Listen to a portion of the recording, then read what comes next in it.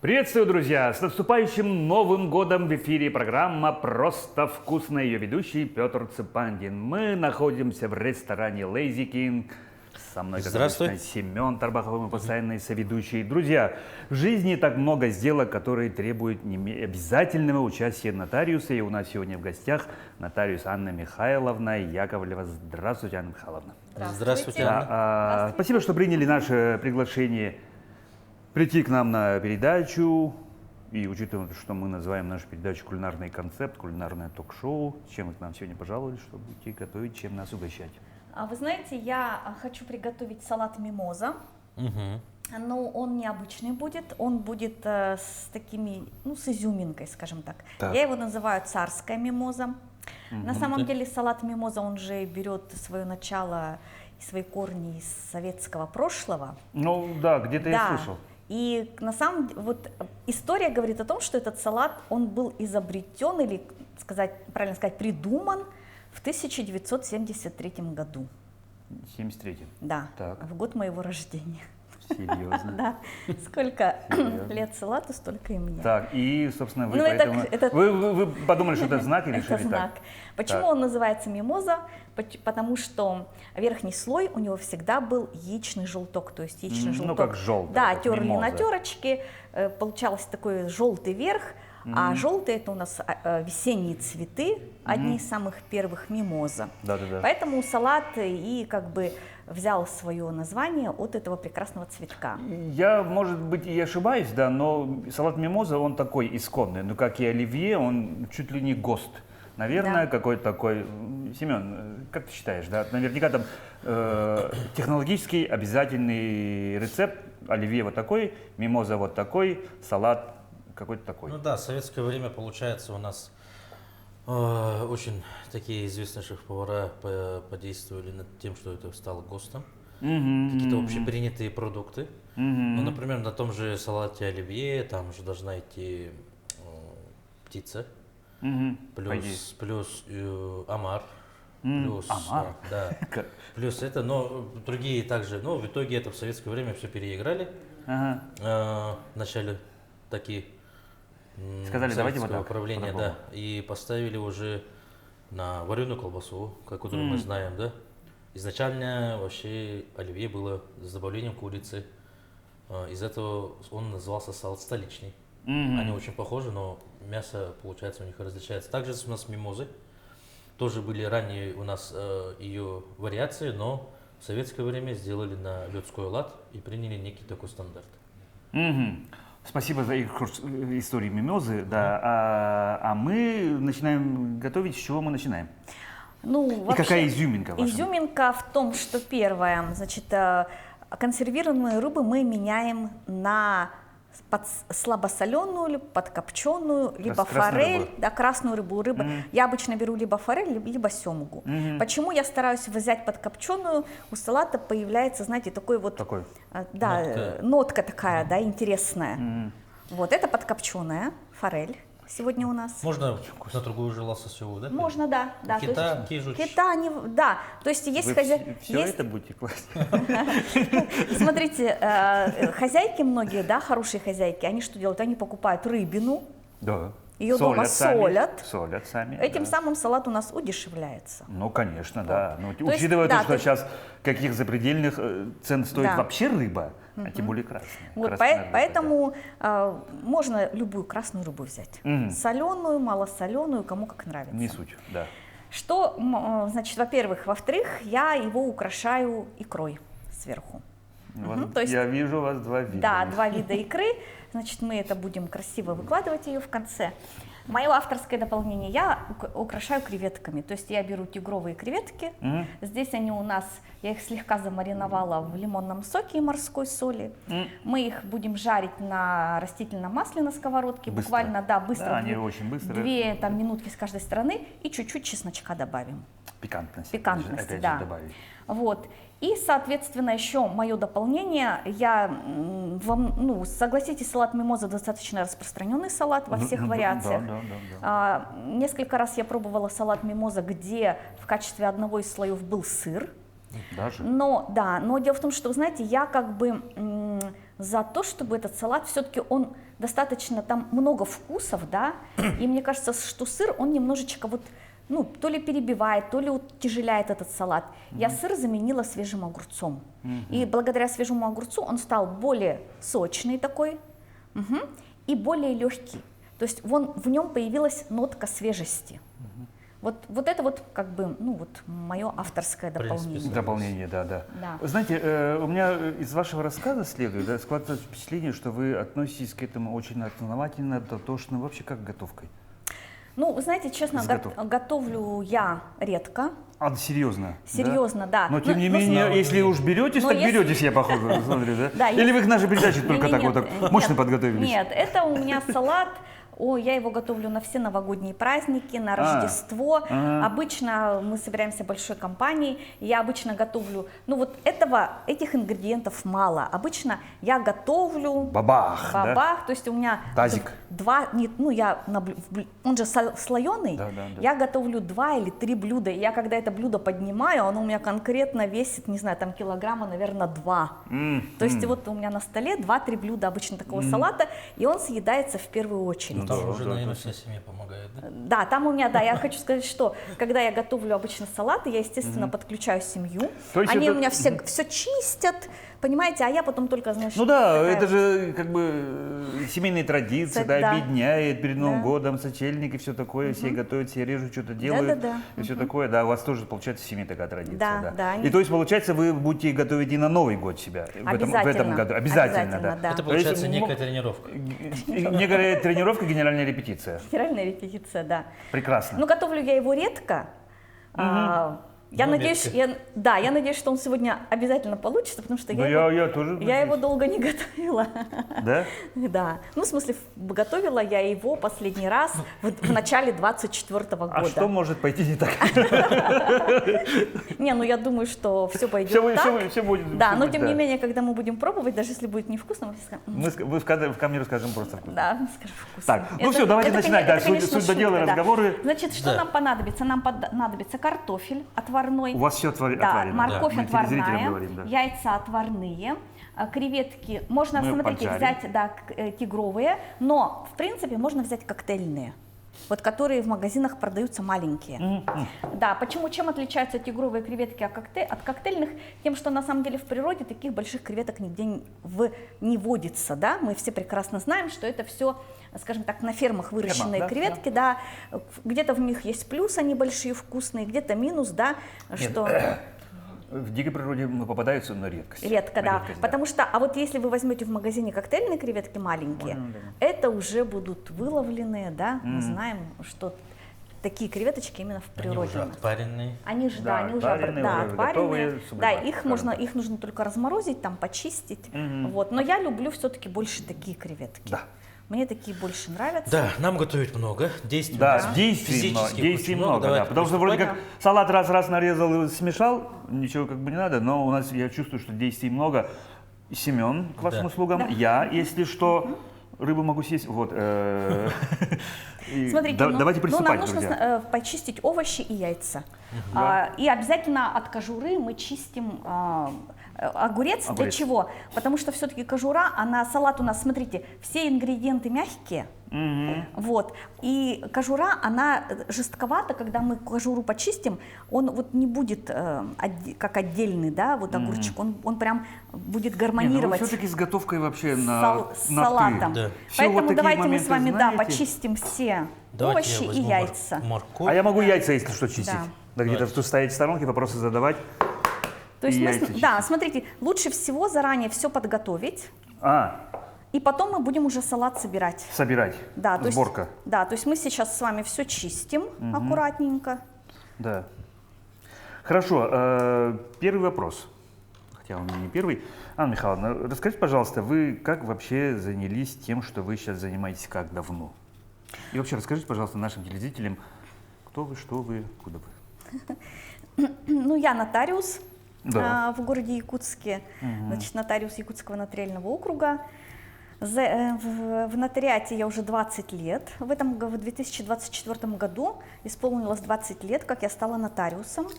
Юбилей мини. Да, мини-юбилей, да. Соответственно, к этому знаменательному событию И, соответственно, в целом нотариату у нас Республики Саха-Якутия в этом году исполнилось 30 лет. Вот, то есть получается, что большую часть существования нотариата, частно практикующего 2/3, да, я в профессии. Вот. Профессия мне это очень нравится. Ну, еще бы, если вы 20 лет этим занимаетесь. Я 20 лет этим занимаюсь. Мне кажется, очень сложно человека заниматься нотариатом 20 лет. Ну, вы знаете, да, на самом деле это сложно по той простой причине. Понятно, да. Понимаете, вот когда ты столько лет в профессии и работаешь с людьми, ты понимаешь, как меняется, скажем так, наш менталитет.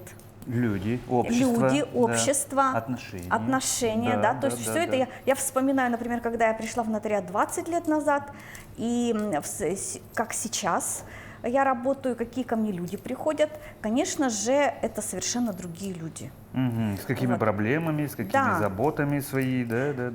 Я знаю, что для того, чтобы стать нотариусом, ну, первое, то, что необходимо, это юридическое образование и какая-то практика, так? Ну да, чтобы стать нотариусом, нужно иметь высшее юридическое образование. Необходимо пройти стажировку опять же у нотариуса, сроком не менее 1 года. После прохождения... Ну то есть здесь за нотариуса где-то поработать? Ознакомливаться, скажем так, в полях, что, как, чего делать. Ну да, смотрите, даже имея высшее юридическое образование, на стажировку к нотариусу тоже попасть очень сложно, потому что количество стажеров-нотариусов, оно ежегодно утверждается. Еще даже так? Конечно. Это правительство делает? Это правительство... Закон такой, да? Ну это да, это предусмотрено законом. Можно все, а мы потом посмотрим. А вообще все? Да, ладно. Ну давайте мы хотя бы... Не, пожалуйста, я готов. Я просто думаю, что если останется, пусть лучше останется. Да, так сидим. Так сидим, да. Хорошо. Значит, чтобы стать нотариусом, нужно пройти стажировку. Но чтобы стать стажером, опять же, нужно сначала пройти такое испытание, да, то есть это в виде тестирования. Вот смотрите, например, вакансий стажеров утверждено Управлением Министерства юстиции Российской Федерации совместно с Нотариальной палатой Республики Саха-Якутия, скажем, 3 вакансии стажеров. В год? В год. А желающих 10.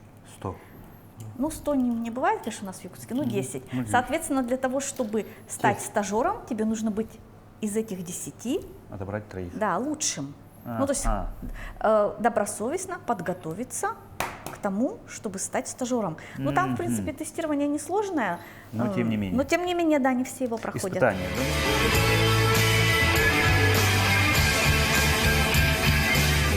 Люди приходят за помощью, эту помощь мы обязаны оказать.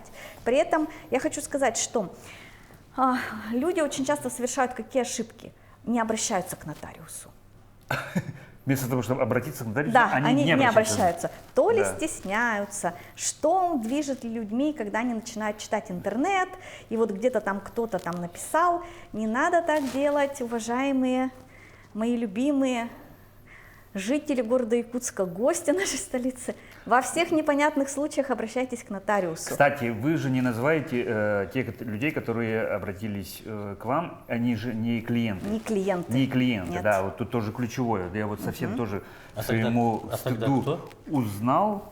Как вы их называете тогда? Мы их называем лица, обратившиеся за совершением нотариальных действий, или посетители. Да. Согласитесь, что бытует среди обывателей, в том числе и у меня, скорее всего, и даже и у Семена, мнение, что нотариус это, ну, скажем так, не пыльная работа, вроде как доходная и, грубо говоря, день сурка. Но вы, когда мы с вами встречались, развеяли для меня раз и навсегда этот миф. Да, расскажите, пожалуйста, вообще, ну вот, тем более, что в последнее время у вас очень много стало других, больше полномочий. Да, полномочия наши расширились. Расширились, да. Да, расширились. У нас появилось много новых нотариальных действий, что, соответственно, облегчает, скажем, жизнь наших граждан.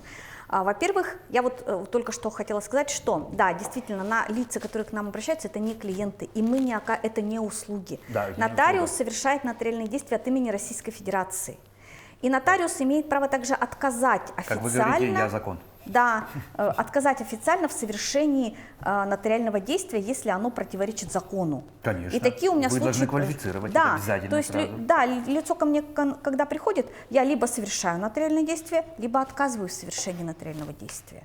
Вот, то есть я просто выношу... Объяснив человеку, что Конечно. человек бежит не туда вообще. Да, то есть могу даже при желании, если ко мне поступило заявление, вот он хочет прям узнать, на каких основаниях я отказала. У нас есть такое понятие, как постановление. Мы выносим постановление об отказе в совершении нотариального действия, соответственно, со ссылками на То есть норму буквой права. закона вы объясняете человеку, Конечно. извините, пожалуйста, гражданин, тут Да. такого быть не может, Да. и, скорее всего, и нигде. Да. Раз И, вы соответственно, какая у нас ошибка чаще всего?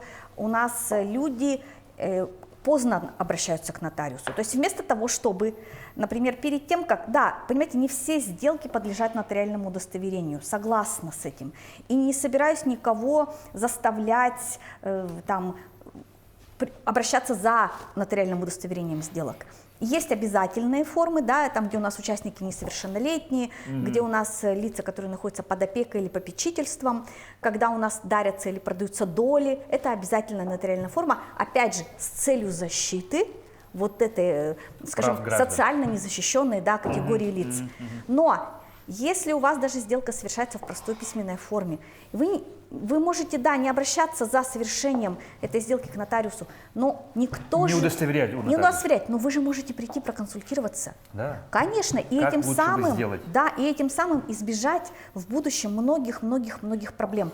Почему? Потому что когда человек уже заключил какой-то договор купли-продажи и потом понял, что там что-то не так в документах, там, например, он купил квартиру, там 10 человек прописано, среди которых там, например, 5 несовершеннолетних детей, один из которых находится под опекой, а еще один инвалид с детства, да, по сути дела, там идет нарушение. Долю, да, долю, конечно, там все равно это нотариальное, но в простой письменной форме. Вот смотрите, когда я, например, людям говорю, вы обязательно, пожалуйста, у своих продавцов попросите справку о лицах, которые зарегистрированы у вас по месту жительства. И ведь я бываю права. Допустим, это если договор купли-продажи. Договор купли-продажи. Вроде как стандартный. Да, но смотрите, для того, чтобы вам подать этот договор через МФЦ, вот это условие, оно не является существенным. И то есть, как правило, когда договор заключается в простой письменной форме, этот момент упускается.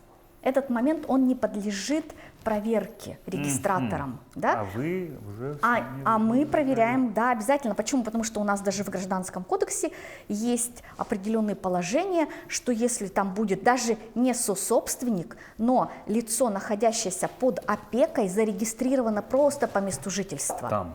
Там, в этой квартире, требуется разрешение органов опеки у нас.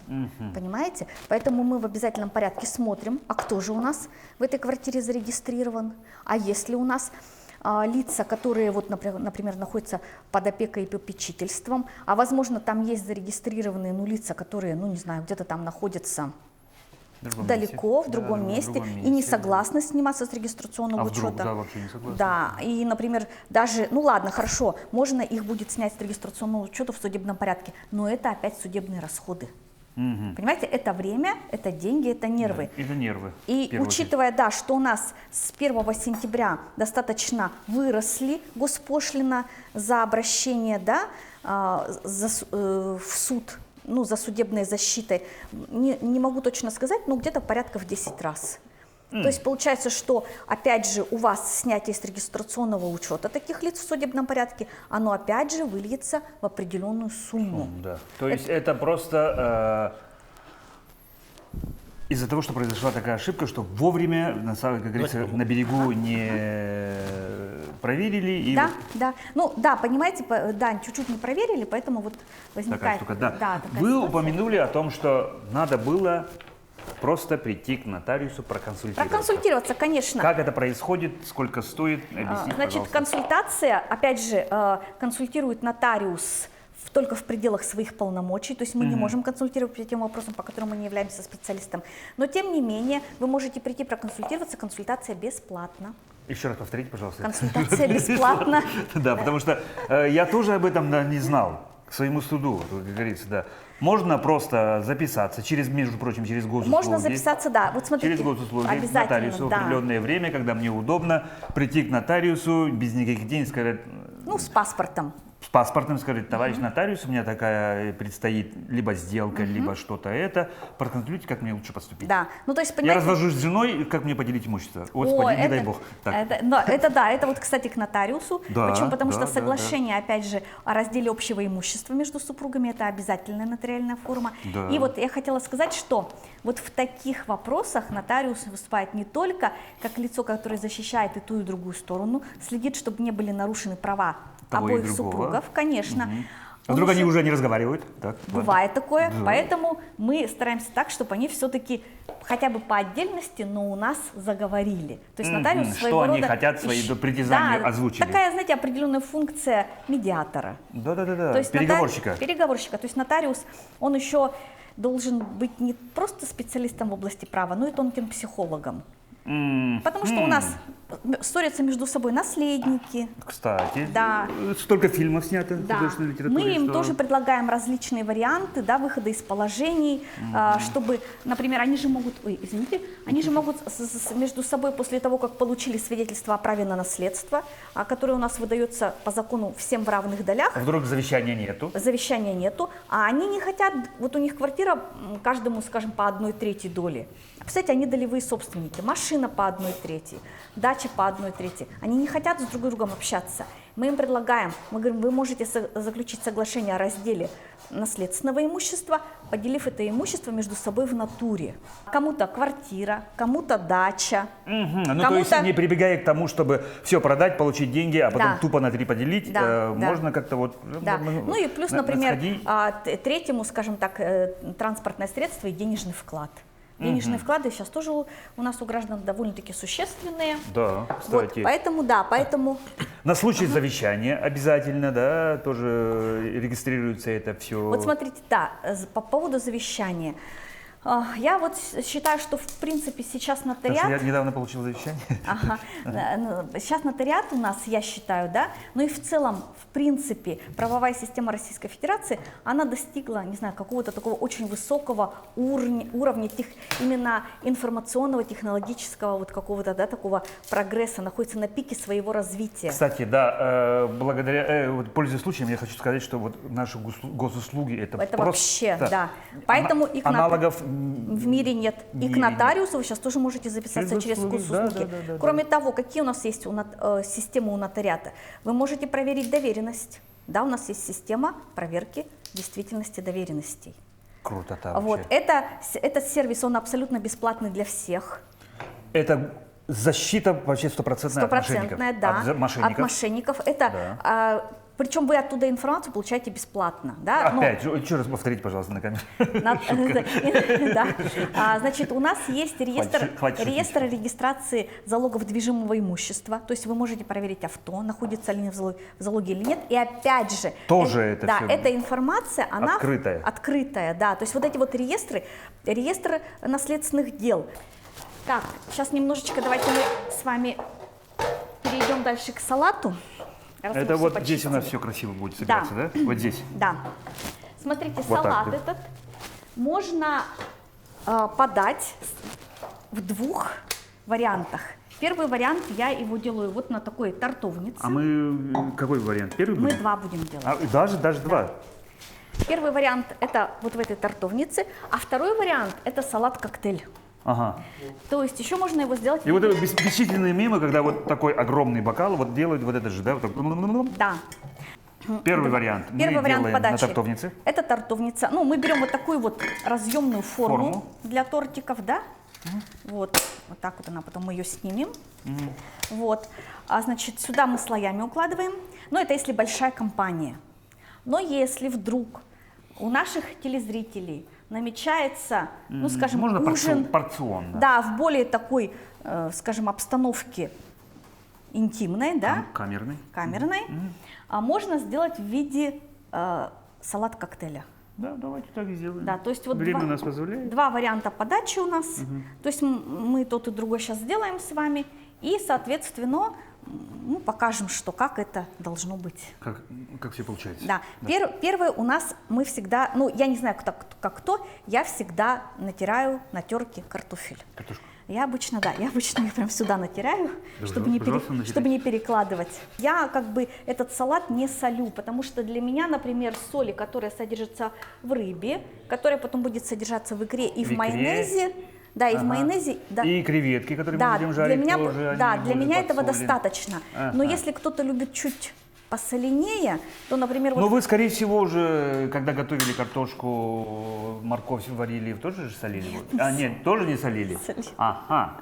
Вы, наверное, вообще приверженница ПП или как? Нет. Нет, ну...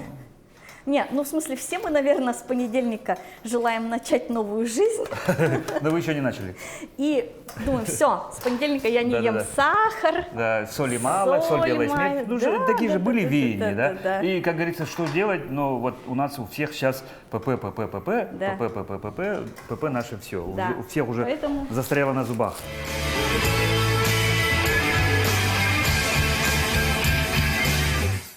Анна Михайловна, вы сказали, что вы любите работу свою, что она у вас очень интересная. А что же вас все-таки привлекает в этой работе? Вы знаете, ну, на самом деле, чтобы работать нотариусом 20 с лишним лет, ну, вот 20 у меня уже 22 год пошел, вы знаете, вообще нужно в первую очередь любить людей. Гуманистом быть. Да, быть гуманистом. Почему? Потому что, смотрите, люди у нас как, они приходят к нам за помощью. В нотариате, вообще в действующем законодательстве, там столько много нюансов. Да. Ну, то есть мы же постоянно что-то изучаем. Что там говорит закон? Ну, это не про нотариусов. Ну, нет, я про закон говорю, да. Потому что, ну, да, то есть, всегда нюансы есть. И поэтому, когда людям трактовки что-то объясняешь, да, может быть, они не сразу поняли. Да? Иногда бывает, что ты объяснил. Либо поняли, но пошли по-своему сделали. По-своему. Бывает такое, что я вижу, что, да, они, например, прослушали, но не совсем поняли. То есть, поэтому я объясняю еще раз. И вы потом говорите, а я же вам говорила. Ну, я так не говорю. Знаете, это все, ну, как бы я уважаю людей, поэтому я так не говорю. Так. Я стараюсь, если что-то, вот, например, если что-то у нас касается долей в недвижимом имуществе или наследства, да, очень легко все это нарисовать на листочке. На самом деле нотариус это не просто человек, который вы пришли, печать поставил. Ну, казалось бы, так и есть. Да, но на самом деле у нас очень много корпоративных сделок. Которые да, ну, само собой, долями. Да. Спор хозяйственных субъектов всевозможные, да, поэтому моменты, конечно, они к нам приходят с определенной задачей и говорят, вы знаете, вот нам нужно сделать вот так, но мы не знаем, как это лучше и правильно. Да, учредительный договор, изменения внести, состав учредителей кого-то внести, сделки. Купля-продажа бизнеса, да, например, купля-продажа, оценка бизнеса. Оценка, ну там много всего. Очень много, то есть мы им выстраиваем, и нам же нужно эту сделку защитить, потому что там, как правило, большие финансы. Дело жизни частенько, пусть даже если не маленькие финансы, но все равно дело жизни. Да, и нам бизнес. нужно им разработать схему сделки и расчетов так, чтобы все были в безопасности. И оптимально. И оптимально. Они у нас длятся долго, то есть мы их готовим, например, месяц, а потом мы еще их поэтапно реализуем. То есть у нас процесс вот этот, он может состоять из нескольких этапов. Да. Вот это? Так, это, сейчас дальше что да, идет? Сейчас у нас дальше идут мелко... Майонез? Нет, майонез сюда не надо. Все мелко Яйца? нарезанный. Нет, огурец. очень мелко, да. Вот смотрите, я повар тут еще стою. Да, то есть огурец, мы его мелко-мелко вот так вот. Почему мы его не трем на терке? Потому что иначе он даст жидкость, да, и тогда, будет слишком сыро. Ничего хорошего не произойдет. Да, а я его вот на такие вот, как это правильно сказать? Вот, соломинки. Да, соломинки. Да, вот мини-соломинки. Вот у нас, видите, повар, в отличие от домохозяйки. Шеф красавчиков, да. Да, шеф. Ну ничего, не обращайте внимания. Я думал, вот мелко надо. Нет. Не мелко. Чуть-чуть покрупнее. Вот так надо. Ну вот да, Семен. шеф-повар вот у нас как бы лучше, красивее, чем домохозяйка, конечно же. Тем более не домохозяйка даже. Да. Вот. И вот у нас, знаете, например, если я сейчас буду тут апеллировать, да, такими терминами, что у нас был договор купли-продажи, 100% доли в обществе с ограниченной ответственностью, при этом у нас был к нему дополнительно опцион. Ага, это право преимущественной покупки акций, я знаю, что это такое. Ну, доли тоже. Да, доли, был да. опцион к нему, и к этому опциону у нас еще была оферта с 2 отлагательными и 1 отменительным условием. Черт побери, что это такое вообще, хочется сказать, да? Да. Ну, то есть, это про то, а чем занимается нотариус? Нотариус занимается не только тем, что он вам копию паспорта заверил. То есть у нотариуса очень много крупных сделок. Естественно, никто это не видит. Первое, это тайна нотариального действия, да, то есть мы не распространяем информацию. Да. Поэтому люди, те, которые к нам постоянно обращаются, они знают нас. С кем иметь дело? Да, да.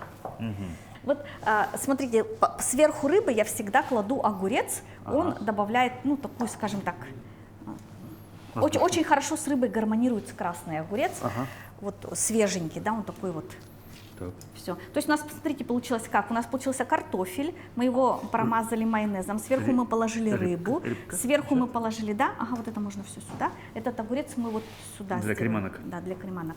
Все мы, значит, уложили, вот, и сверху, вот сейчас немножко майонезом я сделаю, и сверху у нас будет натертая на терке морковь. Яйца? Да. Когда? Яйца в самом конце. Вот. И креветки? И креветки мы будем ими украшать. Вот. И более того, сейчас у нас есть такие нотариальные действия, как дистанционные сделки. Это когда покупатель находится в одном регионе Российской Федерации, продавец в другом регионе Российской Федерации. У нас, ну, как бы мы организуем видеосвязь-конференцию.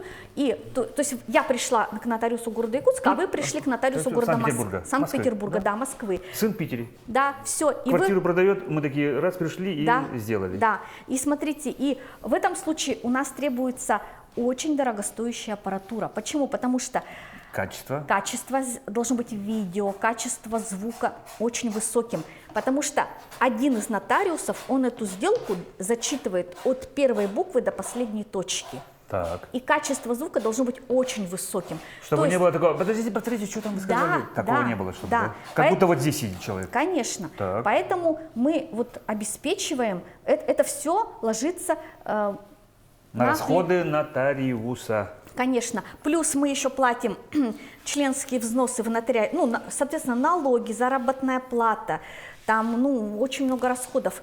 Плюс членские взносы аренда, членские взносы в Федеральную нотариальную палату, из которых, опять же, у нас какие сервисы содержатся.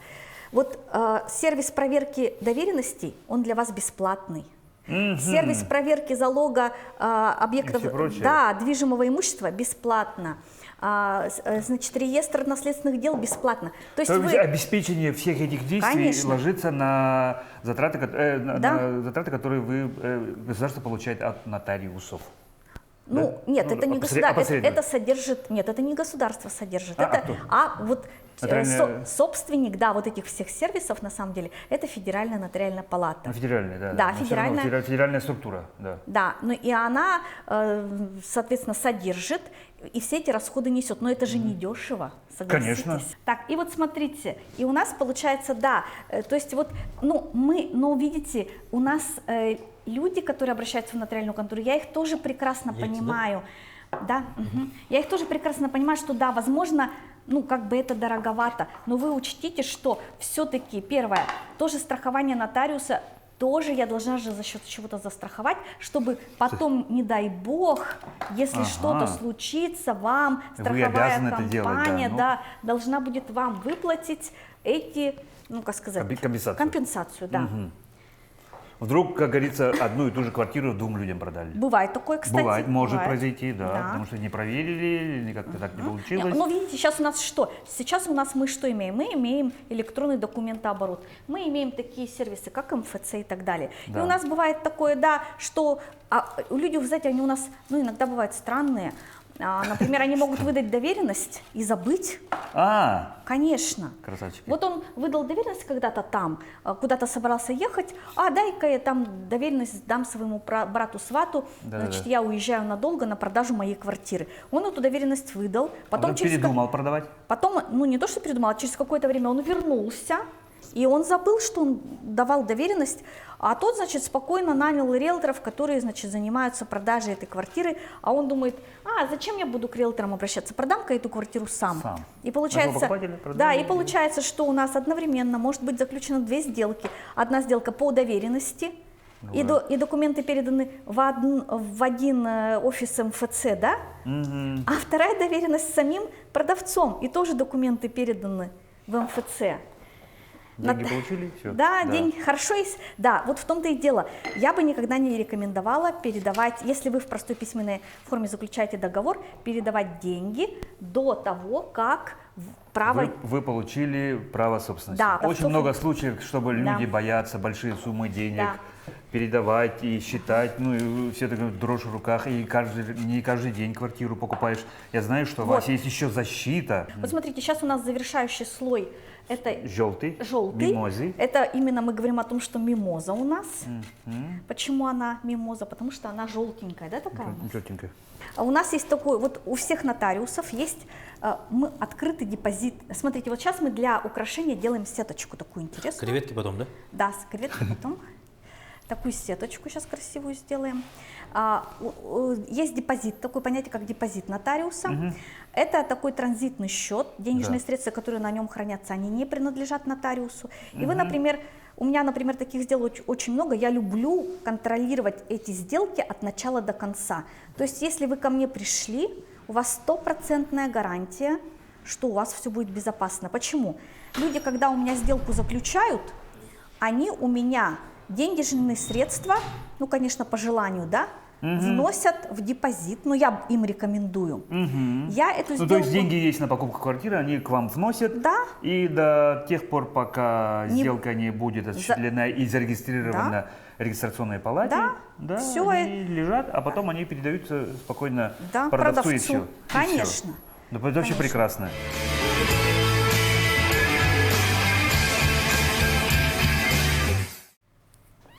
Друзья, ну мы взяли паузу, доукрасили, чуть было сказал, наш торт, наш салатик, как должен он выглядеть. Сейчас мы тогда снимаем форму. Семен до это время собрал еще креманку, вот такую подачу красиво. Все, посмотрите, какая у нас вообще красота.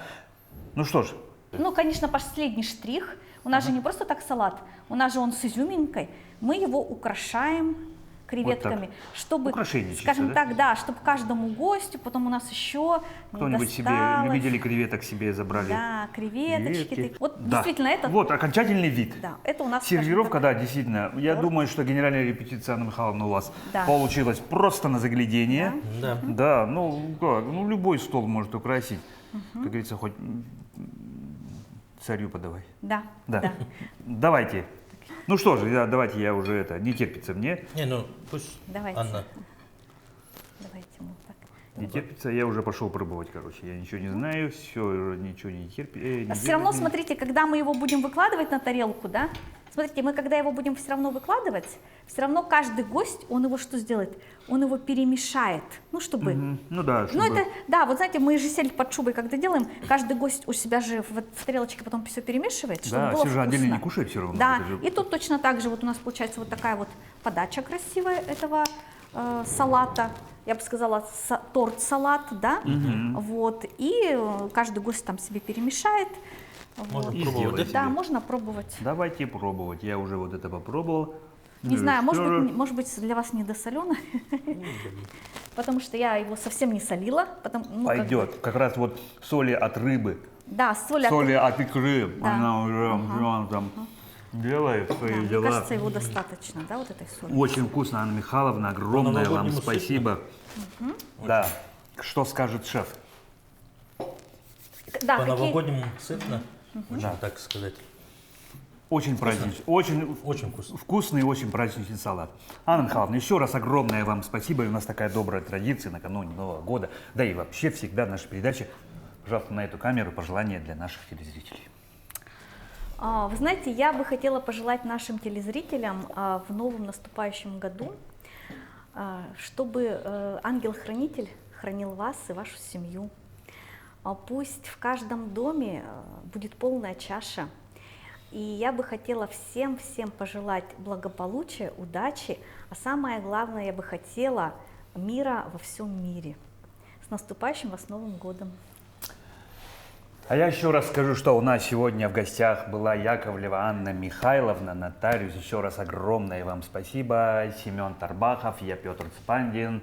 Друзья, мы на этом с вами потихоньку прощаемся. Будьте здоровы, с наступающим Новым годом. И ешьте, как мы всегда, просто вкусно.